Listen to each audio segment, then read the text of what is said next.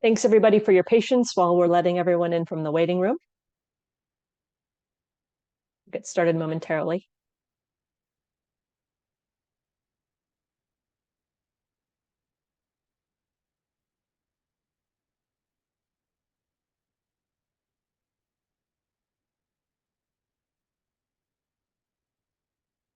Hi, everybody. Thank you so much for joining us today. We're just letting everyone in from the waiting room. I think we have the majority in. My name is Libby Sagara. I'm with BluePath Health, and I facilitate the eConsult work group. I see some new names today. If this is the first time you've joined us, we have monthly webinars sharing best practices and tips and tricks and perspectives on eConsult. Today, we are pleased to have a speaker who is also our eConsult work group clinical advisor, Dr. Delphine Tuot. Who you may have met before, but she speaks for herself. I'm going to let her introduce her program. But I just wanted to note we're really pleased to see so many new people on our call today. Thanks so much for keeping yourselves on mute at the beginning. We're going to open up for some conversation after Dr. Tuot presents her study. And so thank you so much for sharing your thoughts. If you'd like to share them by chat throughout her presentation, we welcome those. And then once again, we'll open up for some conversation after Dr. Tuot has presented. So thanks, everybody, and I'm going to hand it over to you, Dr. Tuot, to present your study. Go ahead. Great. Good afternoon. At least, well, it'll be afternoon for everybody, I think, whether you're on the East Coast or the West Coast, where I suspect most of you are.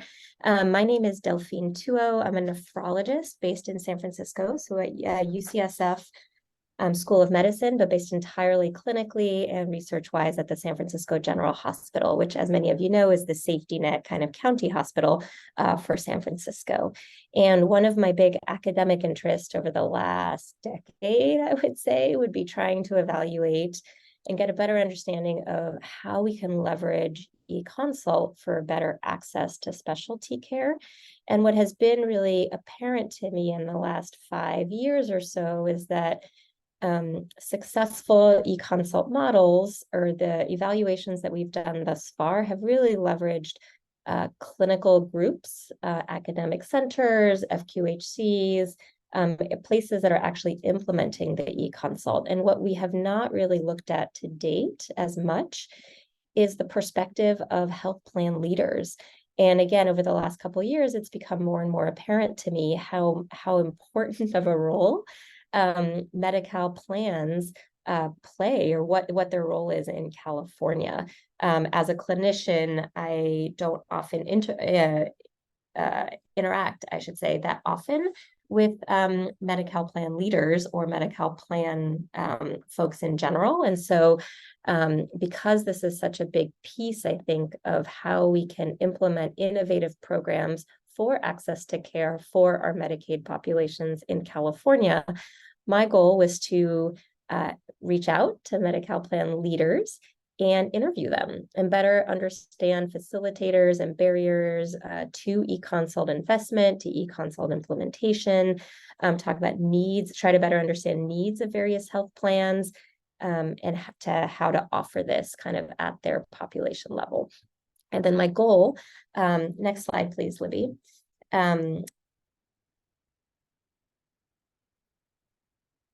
Libby, are you able to? Perfect, excellent. And so with this, I had the opportunity, or was fortunate to be able to conduct semi-structured interviews with leaders of health plans across California. And this is really squarely focused on the Medi-Cal population. Many of the plans in California have various lines of business, obviously, and care for different types of populations. But I was focusing my questioning and focusing our conversation on the Medi-Cal kind of line of business and how we can better suit our most vulnerable patients in California.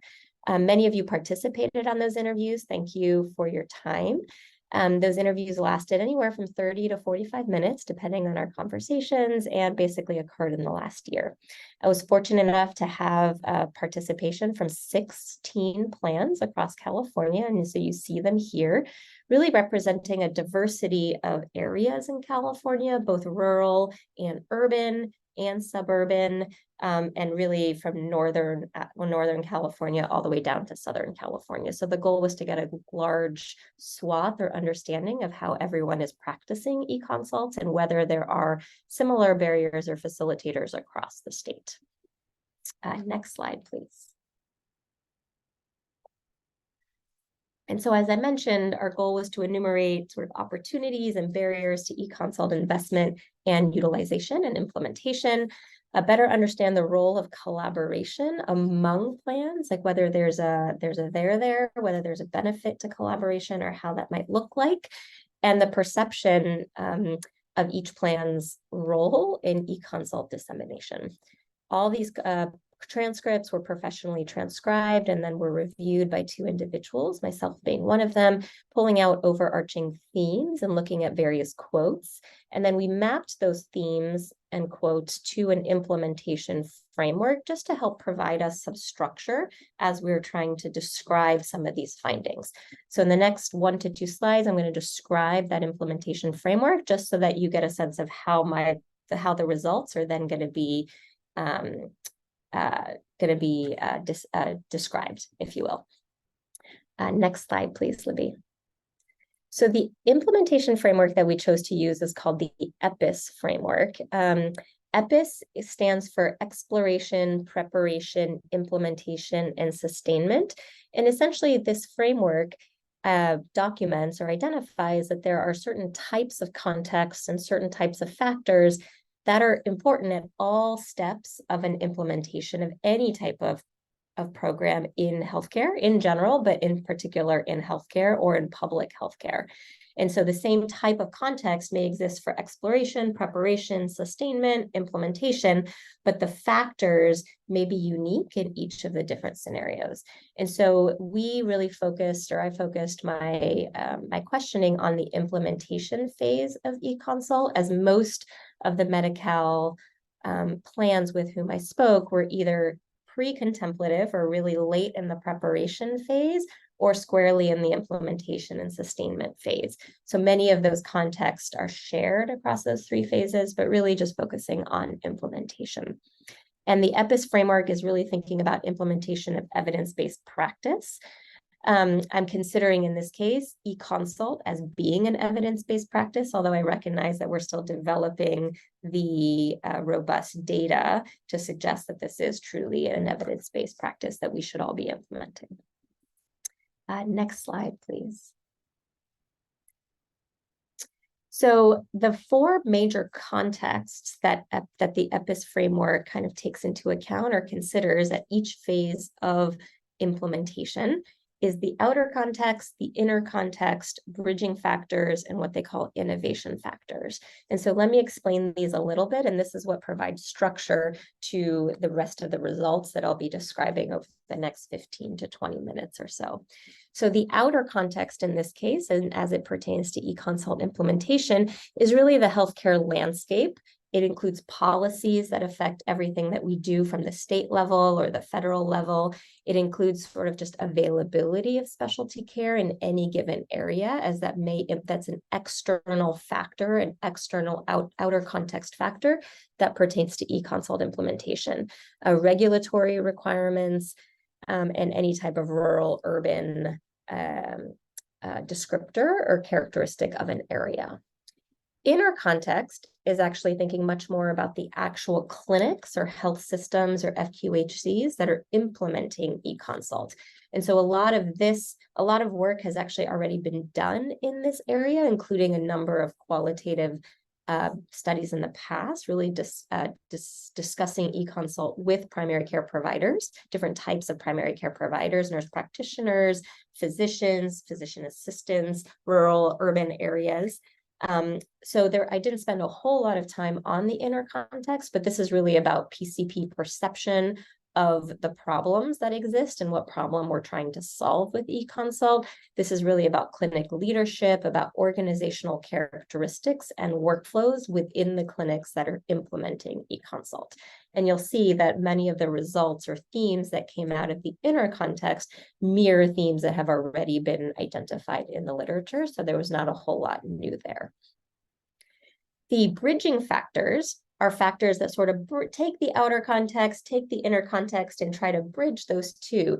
And in this particular case, these are factors sort of within the managed Medi-Cal plan's control. So these are things that the plans are thinking about, taking into account. These are characteristics that really inform their particular actions and decision making and things that they have control over. And this is where I think things are most interesting to me actually in this study, and I look forward to talking more about those results with you and getting your input and your feedback. And then the last context is the innovation factor, and an innovation factor is characteristics of the actual evidence-based program that is being implemented. So in this case, eConsult. So what are the characteristics of various types of eConsult programs, various types of vendors and program offerings that can allow more facile implementation or pose barriers to implementation. And among each of these contexts, the inner context, the outer context, the bridging context, or the innovation factors, we pulled out themes that identified facilitators for eConsult implementation and barriers to eConsult implementation. And we have quotes from a variety of different leaders who participated in our interviews that lend credibility and lend evidence to each of those themes. For sake of busy slides, I didn't actually include the specific quotes because they can be long to read in this particular presentation. But of course, in the manuscript that is accompanied and when we disseminate for peer review, those quotes will be available. So let's start with some of these contexts. Libby, can we go to the next slide, please? Great. So I thought I could start with inner context because, as I mentioned before, there's been a lot of work in this area before, and there wasn't necessarily a lot of new themes that emerged within the inner context as it relates to eConsult implementation. In terms of facilitators to eConsult implementation, a big facilitator that came out was clinician perception, that they wanted more, or clinician desire to use eConsult to more robustly manage their patients, really thinking that eConsult helps them manage the next step of care for a patient that is entirely within their scope of practice. And so that was clearly a facilitator that has been identified in other studies as well, just the clinician desire. And clinical leadership providing clear expectations on what you can expect from an eConsult, what kind of problem eConsult is solving, how can eConsults help you as a provider move care plans forward. So clinical leadership providing that kind of information and program implementation leadership was also identified as a facilitator to eConsult. In particular, clinic leaders identifying best practices for how to respond to eConsult requests, or how to incorporate, or eConsult replies, I should say, how to incorporate eConsult replies into your daily workflow, how to work in a team to try to incorporate eConsult into your team-based activities. So really providing guidance and leadership to clinicians on how best to incorporate eConsult into your day-to-day work to be more efficient and also to deliver higher quality care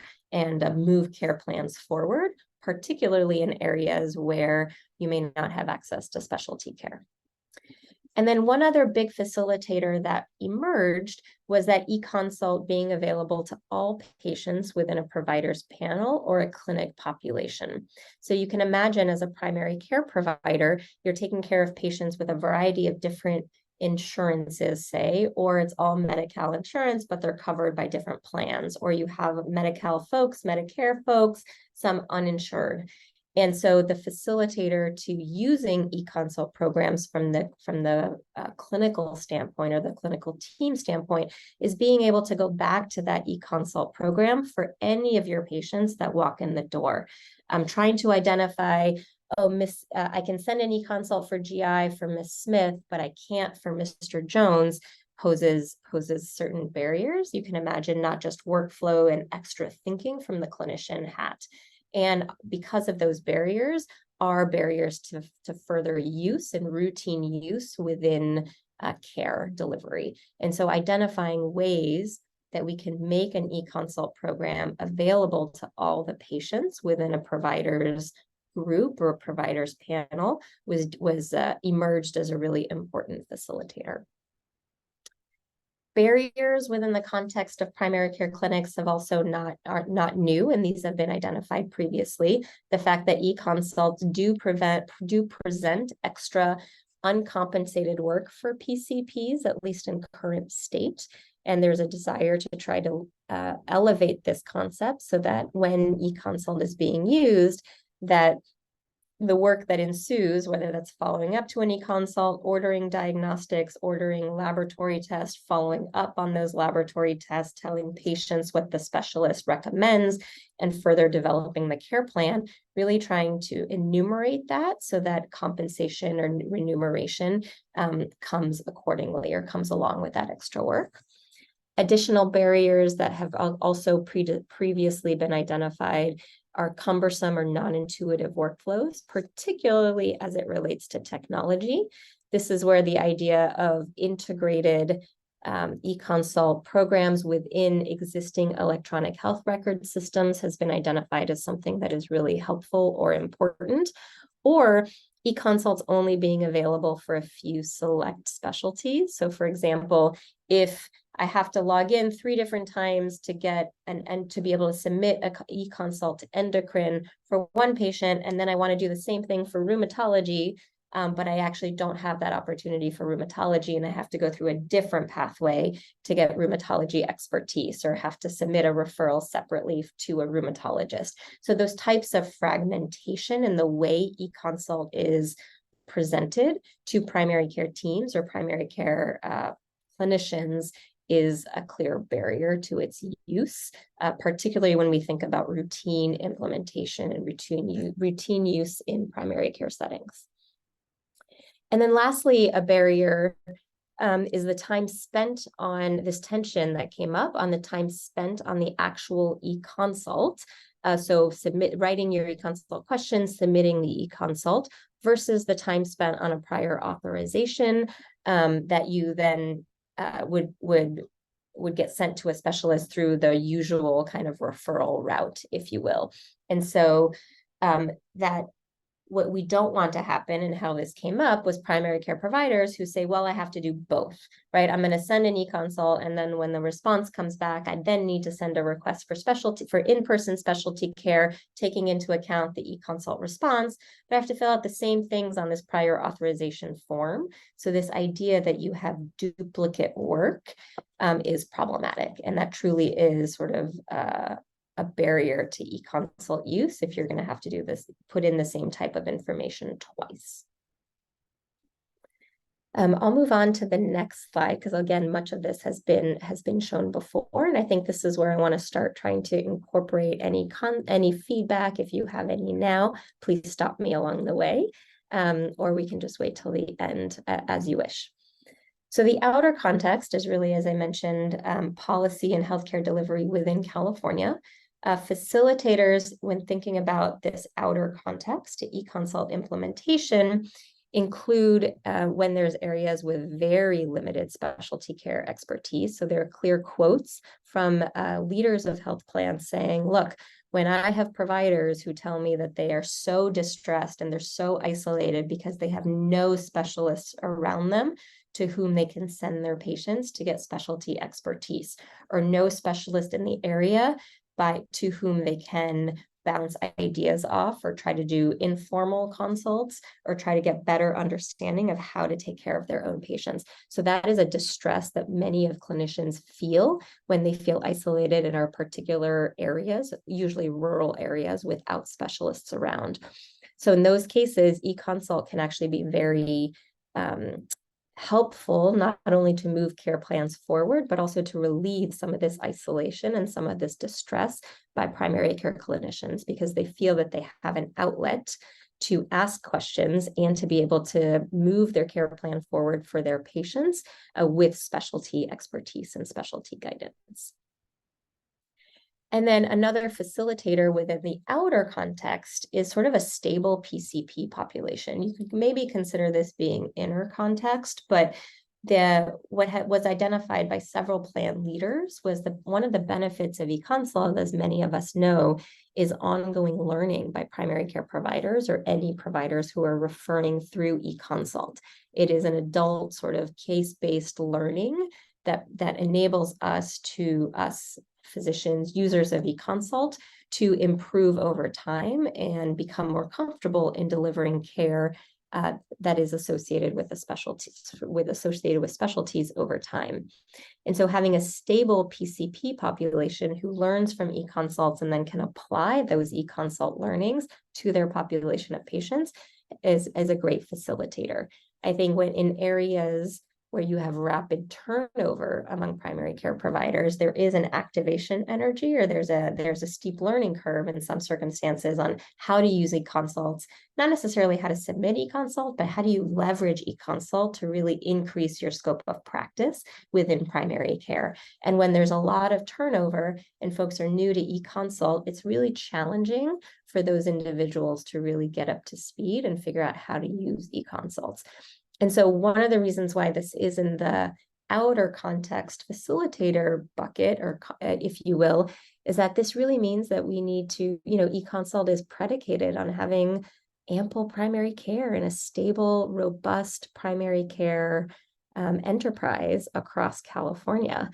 And so investing in primary care is sort of why this is within the outer context of this analysis. Barriers from the outer context to eConsult implementation are not surprising.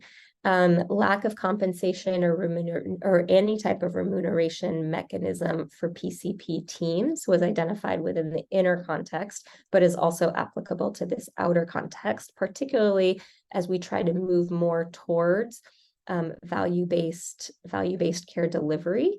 This idea of how do you incorporate eConsult within that, and think about the extra work that eConsult provides. And so being able to provide greater remuneration to clinical teams and PCPs and groups of practices that leverage population-based tools like eConsults to better deliver care. Similarly, there were many consult leaders, or many Medi-Cal leaders, who identified a big barrier that eConsult is not counting towards timely access standards from a regulatory perspective. And when I started this project, I was thinking, to be perfectly honest, that more individuals might identify eConsult, that a barrier being that eConsult doesn't count towards network adequacy. But actually what I heard from many of you was less so about network adequacy, but much more about timely access. Really thinking that eConsult is one form of specialty care delivery, and it really helps move things forward for patients. And so not being able to incorporate timely access, or being able to incorporate an eConsult dialogue or an eConsult response as a timely access is an impediment and is a true barrier to be able to invest in this type of technology and program moving forward.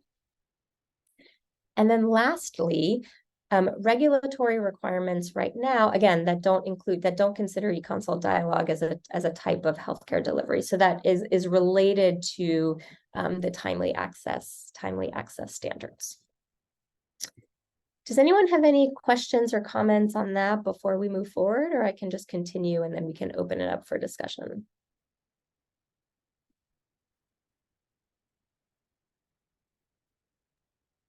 Don't see any questions yet, but we do encourage folks to, anytime throughout the presentation, go ahead, enter them in the chat. And also Delphine has reminded us that it's fine to take yourself off mute in the presentation if you do want to pause or offer any comments or questions.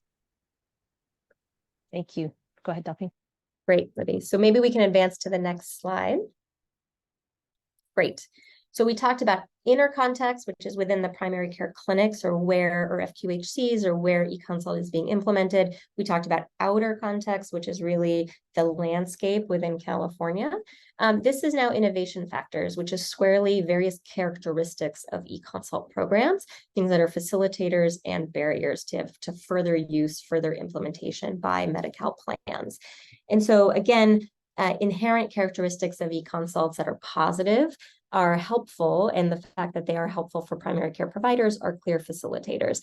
And this means that eConsults that can guide PCPs with rapid access to specialty expertise, that is patient-centered, because it doesn't require a patient to then try to find an in-network specialist or to try to find somebody within that takes their Medicaid insurance and then set up an appointment with that person. And so the idea that eConsult can be very patient-centered in that fashion, and also patient-centered in that it doesn't require transportation necessarily to an in-person specialist who may be very far away. So again, these inherent characteristics of eConsults that are facilitators to implementation. I mentioned this before, but supporting adult learning within healthcare with case-based continuing medical education. That's essentially what eConsult is, and very much is aligned with lots of educational theory about how physicians, clinicians, nurses, everybody in healthcare kind of moves the field forward and becomes more comfortable in their practice is through adult case-based CME types of programs. And eConsult is squarely aligned with that. I think other facilitators that were identified is that when a vendor, so an eConsult vendor, an eConsult program, has an implementation team that can help the Medi-Cal plan implement in various areas, in various clinics, and can help onboard clinical teams. So that many vendors offer sort of an implementation team or implementation expertise, and this is not surprisingly was identified as a huge facilitator to implementation. I think the vendors, because they have implemented eConsult in a variety of different locations, often have greater expertise about what works, best practices about how to get clinicians onboarded and clinical teams, importantly, onboarded and using eConsult in their day-to-day activities. Similarly, vendors or programs providing ongoing data about how much eConsult is being used, so the prevalence of use, the quality of eConsult responses, response time, and face-to-face conversion rates. So those were identified by many plan leaders as the particular data that they find really helpful, that they can then use to reach out to their clinics and their partners, and their members, really highlighting this data and how this can be a patient-centered, rapid way to receive specialty care expertise. And then one item that I had not been anticipating, but that bubbled up a couple times actually in our discussions, was when a vendor can not only offer eConsult, but also offer telehealth video services. So for those patients who would benefit from a virtual visit after an eConsult, was identified as a facilitator to greater eConsult use. Again, this idea that eConsult can be really helpful, not only to answer a question and then that question is done, that person's care, that provider and that patient no longer need any specialty expertise for that particular question, but it can also be important or helpful for scenarios when diagnostic tests are needed or things are needed to advance a specialty care plan that would subsequently be better, the patient would be better served if they actually spoke with the specialist thereafter. And in that context, ideally, if the same vendor could provide those telehealth services to more seamlessly transition from an eConsult experience to virtual specialty care delivery, that would be particularly helpful. And that was identified by a couple different plans as being a facilitator to use. Barriers from the eConsult level, essentially, or from the eConsult context, include the fact that eConsult programs, one plan or one vendor may have different type, maybe implementing slightly differently and have different contexts, different contracts, and different communications with different type of plans.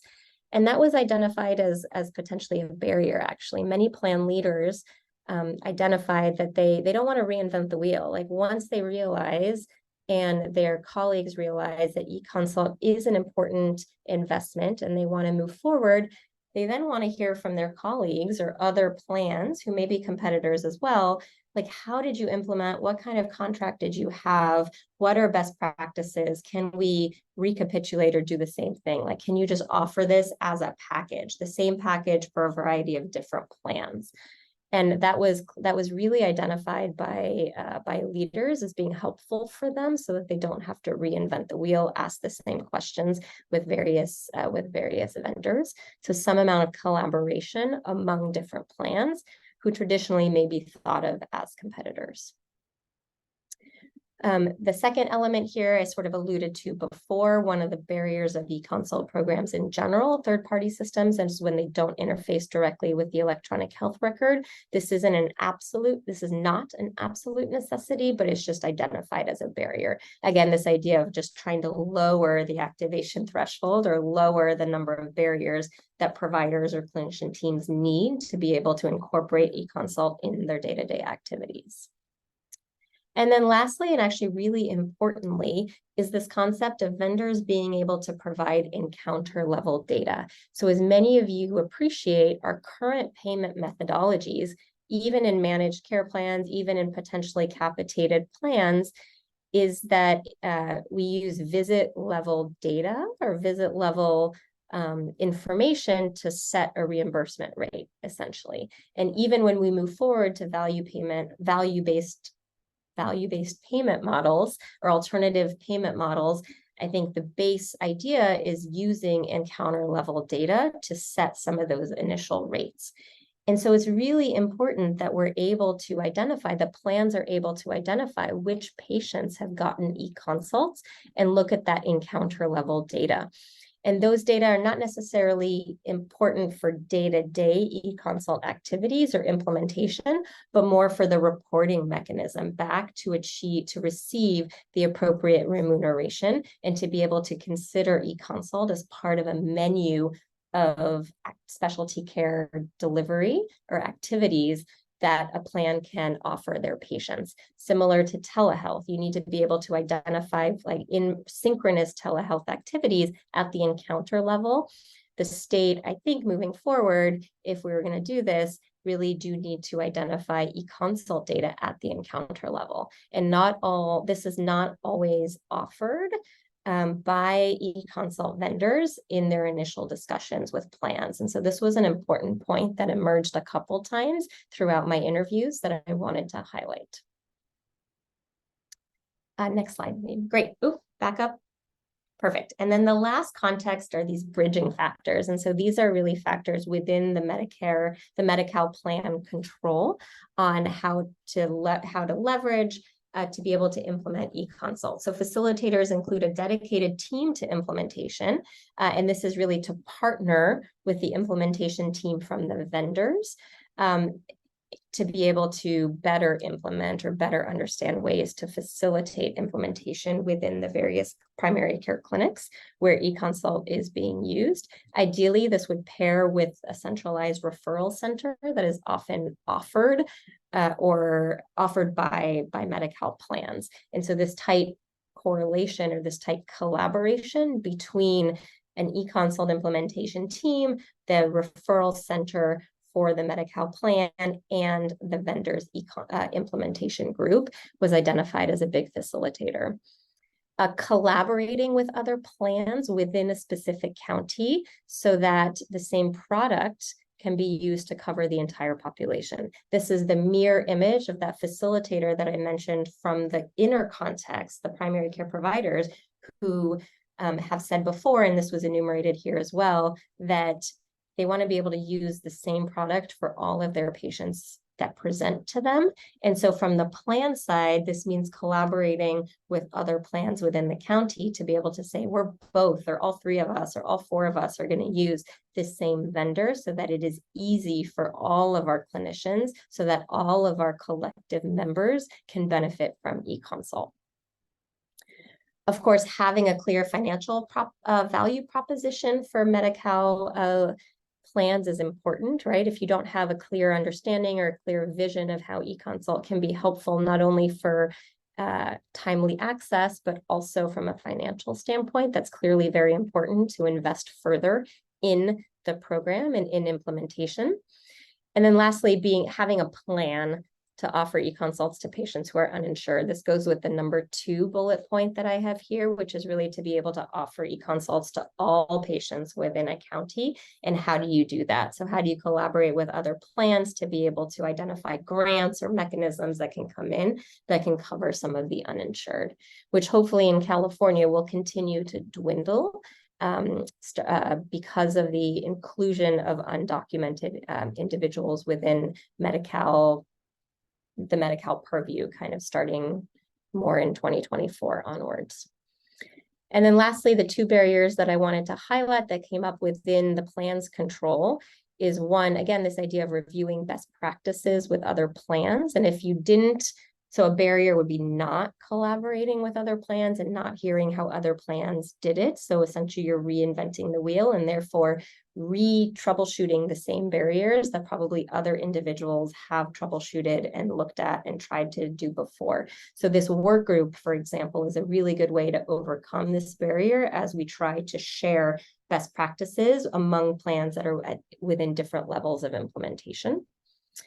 And lastly, this tension of do we make e-consults mandatory? So everybody needs to go to an e-consult first versus balancing its use or being able to offer e-consults and strongly recommending it, but not making it mandatory. And that clearly is a decision that different plans have made differently and different systems have made differently, and there are pros and cons to both, but this tension of this being a big barrier and how to make that decision came up multiple times. And I think this is also a decision that I think we can actually change over time. And so I would argue that you can make a decision now and after receiving feedback and after people are more comfortable with e-consult, change it one way or another moving forward. So it doesn't always have to be the same decision that you made when you started your e-consult program. So next slide, please. So taking all of that into account, we went through facilitators and barriers within the inner context level, within the outer context of California and policy and healthcare delivery, actual characteristics of e-consult programs and e-consult vendors, and also what is within the plan's control, both facilitators and barriers. And so I just wanted to sort of open up the discussion and just get a sense of what are the major themes that resonated most with you. Many of you and your colleagues participated in these interviews, so I hope this feels or resonates with you. And if it doesn't, that's important for me to know and go back, try and go back again to my primary data. And then ask a little bit about what's new or what are things that you didn't anticipate. And then lastly, discuss as a group, what can we do with these data to gain further support? I have some thoughts, but I would love to hear yours. Thank you so much, Delphine. I'm getting comments just with appreciation for this great presentation. And so I welcome the folks who are on today. Take yourself off video. We're going to start out with some feedback from our plan leaders who have joined us today, but we welcome everyone else to take yourself off video, share your comments and questions, either using the chat, or you're welcome to take yourselves off mute in just a moment here. But we want to start with some plan leader feedback, those who have contributed to this study. So we're going to ask Armando Mian from Anthem Blue Cross we have on today. Armando is Director of Program Management at Anthem Blue Cross. In addition, we have William Kinder, who is Senior Manager, OpEx PMO at Partnership Health Plan. And we also have Mark Schweier, who's Director of Telehealth Programs at HealthNet. So if you'd like to take yourselves off video or put yourselves on video, take yourselves off mute. We also welcome others to take themselves off mute and join us by video if you'd like to share. So Armando, I'd like to start with you. If you'd like to share any of the themes that have resonated most with you, go ahead, Armando. Yeah, sure. Thanks, Libby. I think the presentation was somewhat in line with what I would expect to see or thought would be coming. I do think as I look through some of the barriers, there are things we want to do internally, kind of review, break it down. What are we doing now? What can we do immediately? What can we do later? Both internally and then externally. So there's going to be some takeaways from there. But I do think a big driver behind the idea of having this coalition was to address some of those concerns. Things like the provider education with the PCP turning. The coalition does provide mechanism for continued education on that topic.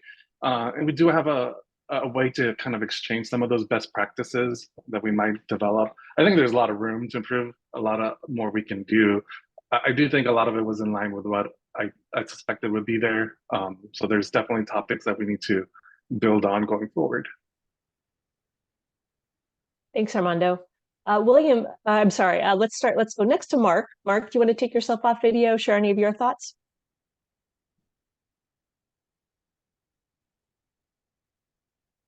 Okay, we're gonna wait for Mark, see if he can get off. Okay, are you there, Mark? All right, we'll give Mark a moment. William, do you have any thoughts you'd like to share, William, from Partnership?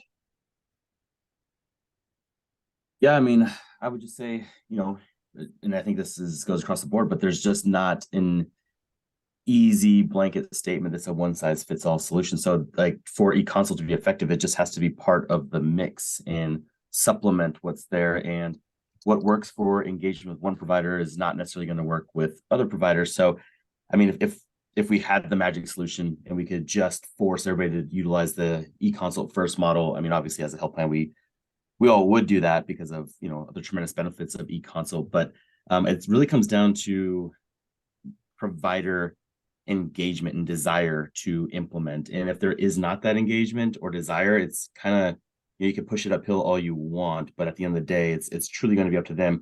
And then how do we not sell them, not necessarily convince them, but how do we show them why this is important? And a lot of what I do is utilize a lot of referral and claim data in regard to specialty care and use that to shape why this is important, what true outcomes are, how we could truly affect outcomes of patients, not just via eConsult, but what downstream effect will that have on the entire referral pipeline for the brick and mortar setting? So if we can alleviate that through positive outcomes in eConsults and specialty care, we can truly make a difference in regards to how many people are referred to brick and mortar, number one.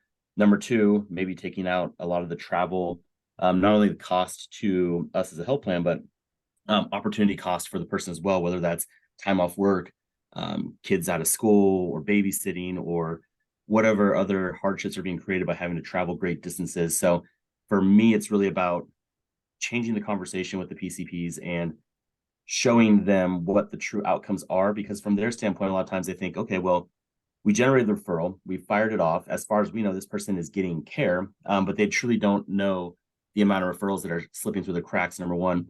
Number two, the time to care. So the distance between the referral when it's generated and when the person's actually seen. And then the other component is how far that person's having to travel. So I think having those details and being able to highlight that generates a little bit more conversation that's substantial and can really flip the conversation. And don't get me wrong, it still comes down to engagement, energy being matched on the provider side. But yeah, no, I mean, I thought the presentation was in line with a lot of what I've seen or faced in my time trying to push the eConsult initiative. And William, Thanks so much, William. Go ahead, Daphne. thank you so much. Can I ask a follow-up question to that? Because I think absolutely that came up and was included in sort of some of the themes, the engagement with primary care providers, and this idea of how do you lower the barriers to using eConsult on a day-to-day basis. And so that includes using the data, trying to have implementation teams that look at workflows and trying to optimize. It also, I think, at least what came up are how do you provide one product for all your different providers to use with all their different patients? Has that come, I don't mean to put you on the spot, but like how does that feel to you? And how does, has that been an issue that has come up for you? In regards to one product, do you mean as a telehealth modality, or do you mean like one eConsult product, or? Yeah, I'm thinking more one eConsult product, because Gotcha. one of the barriers that was identified by different leaders was, well, if I have a provider in one clinic who needs to use two different eConsult products for two different of their patients, that's going to be a problem. Yep, and that is truly one of the biggest challenges, right? Is that whole patient universe. And if their patient mix is, 30% of Medi-Cal folks, then we don't have a solution that works for the entire mix. So luckily, a lot of our partners do take other payers, but then that does fall back on the provider in regards to working out that relationship and ensuring that they can connect the dots with their providers and create a workflow that works for a larger percentage of their patient universe. But that is 100% one of the challenges. And we run into it all the time. Even yesterday we were having a conversation, and that was the question, is this just for partnership patients? And it's like, yes, unfortunately, that's what we're paying for. That's what we're allowed to pay for. And it's just unfortunately how it works. So That's, I mean, that is one of the big challenges, honestly. I mean, if you had a workflow that worked for your entire patient population, it would be simple, right? You just plug in and go. Yeah, and I guess I wonder, is there without, I mean, I don't want to think too pie in the sky, but while taking into account competition and taking into account the way healthcare is delivered currently, are there ways that we can be more thoughtful about partnering with different plans, so that a similar workflow or the same workflow can be used for all patients?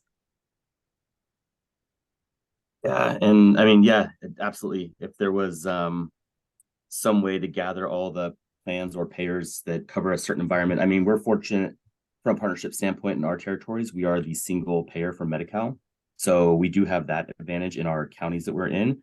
But again, that, we do have some counties where the tremendous amount of the population is covered by Medi-Cal, which makes it a little bit easier of a sell or adoption. But for the most part, it's constantly a conversation in regards to other payers and how do you, get buy-in in other areas. Delphine, I want to jump in and point out, coming back to a note that Armando mentioned a bit ago, is that we've gathered on a monthly basis to really engage providers, mostly from our FQHCs, rural health clinics, Indian health centers, to determine how we can support them. And we just want to point out that between Anthem and Health Net, there's been just a great spread of eConsult best practices and gathering folks together on these monthly calls. Also great support from partnership and really looking at some of the challenges that clinics have faced. And Mark, I want to pause. I know you're back on, and maybe you want to share some of the thoughts that you want, just in follow up from Dr. Tua's presentation. Go ahead, Mark. Yeah, so I agree with a lot of the observations that Dr. Tua made. And again, it's coverage of all groups that frequent or are seen in a clinic is really important. Especially the uninsured population, where I think this is the most cost effective. Reimbursement still remains a challenge, and that's one of the things that we're seeing laterally across our network, as a sole biggest I think obstacle to get this done really in the clinics at widely. Again, and within the clinics, I agree, the stable physician populations and a strong physician champion is really critical. Those are the observations that we've made across, over a number of years of doing eConsults. I think the coalition has been really, really vital in bringing people together and it has really given a lot of visibility to eConsults. And really engage practices in generating interest and really just hardwiring this as a model. So kudos to, everybody that's been involved in the coalition and, Delphine, your support, and Libby, definitely your support and California Healthcare Foundation as well. Thanks so much, Mark. Really appreciate that. Can I ask you one other can I piggyback off of your comments? Again, not to put you on the spot, but one of the things that did come out was this idea of having encounter level data so that we can present those data to the state to try to continue to build the argument that eConsult is one of many avenues through which specialty care is delivered. What do you foresee as being challenges for plans to receive encounter level data? So to being able to identify X number of patients, and these are my members who have received eConsults in the last year. Is that something that you perceive as being particularly challenging? Yeah, Delphine, that's a good point. So without sounding like I'm indicting any of our clinic systems, we have timeliness issues with turning in the encounter data for particularly for the capitated groups. So again, I think that's something that maybe we can consider as part of the payment model that that they're separated, and claims, potentially could be submitted separately, from the capitated models, because we give them the capitated groups a 1 PM payment, per month, per member per month. They're responsible for turning in encounter data. So that's often a challenge for us. And it's just, it's a timing thing as well. Yeah, thanks. I appreciate that, because I do think that was something that emerged from many of the interviews that I had not thought about more explicitly before, and actually gets a little bit at my question number 3 here. Like, what can we do moving forward to gain further support?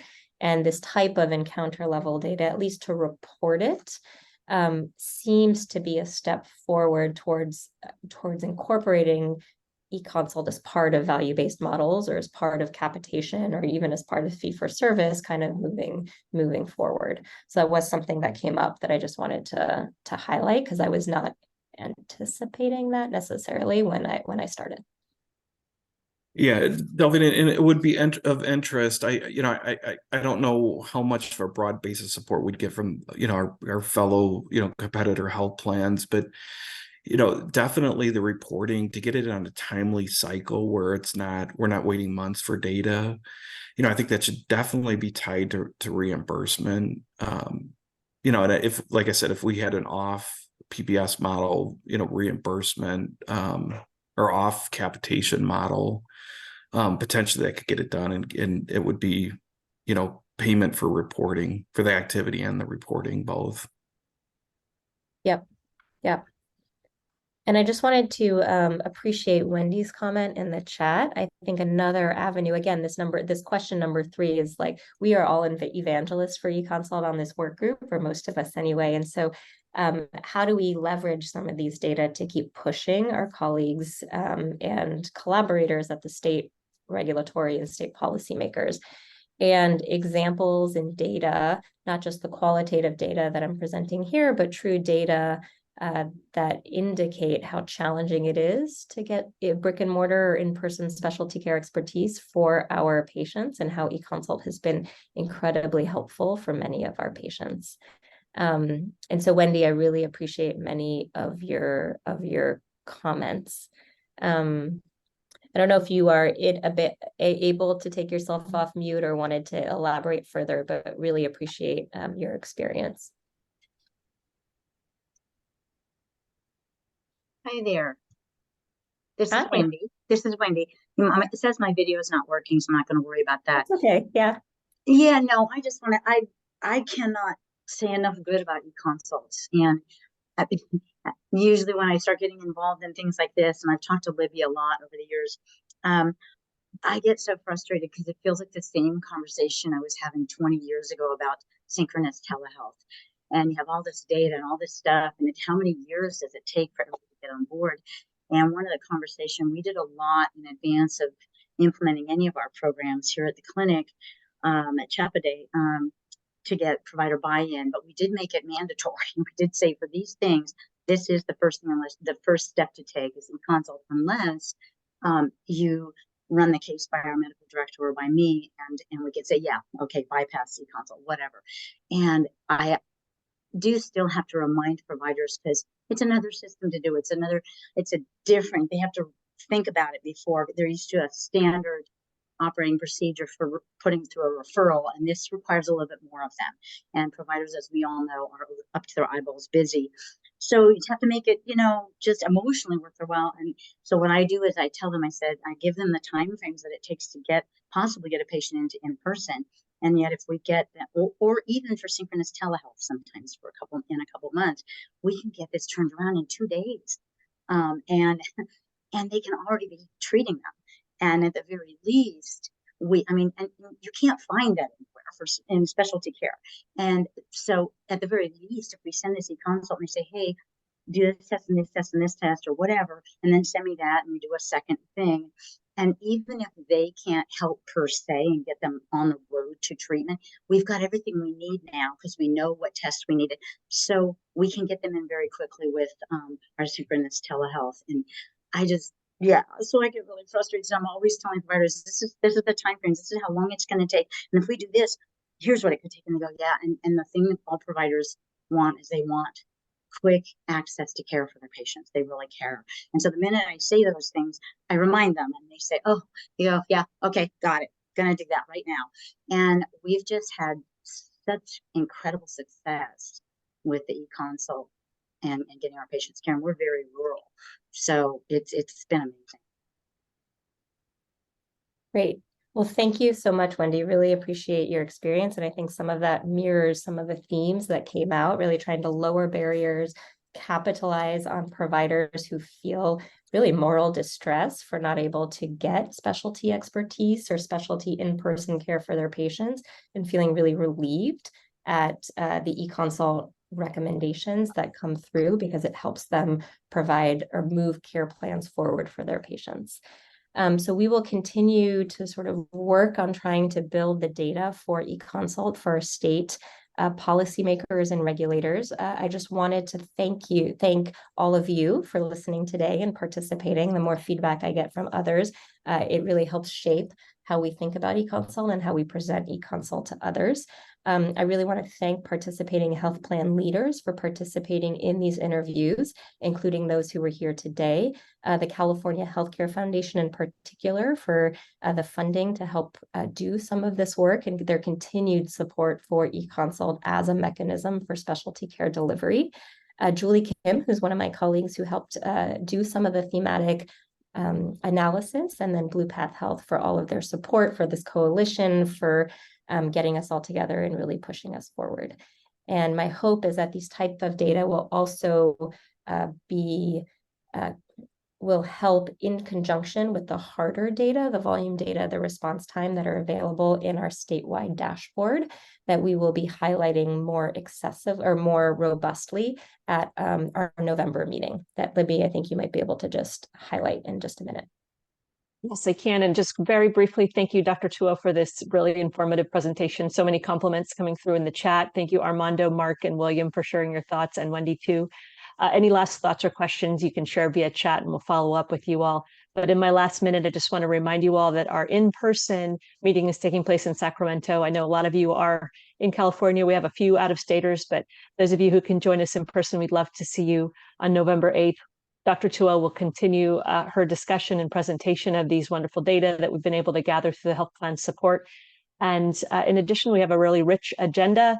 So many of you will be there already, we know, but those who want to take a look at the agenda, the link is in the chat along with the registration link. It is a free meeting open to anyone who can join us in person through support from California Healthcare Foundation, along with our other sponsors, Anthem Blue Cross, Health Net, ConfirmEd, Safety Net Connect, HIMSS and HERS. Thank you for your support. And thanks once again, whoever can join us in person, we'd love to see you there. Thanks for your time going down to the minute, and thanks for spending your lunch hour with us. Have a great day.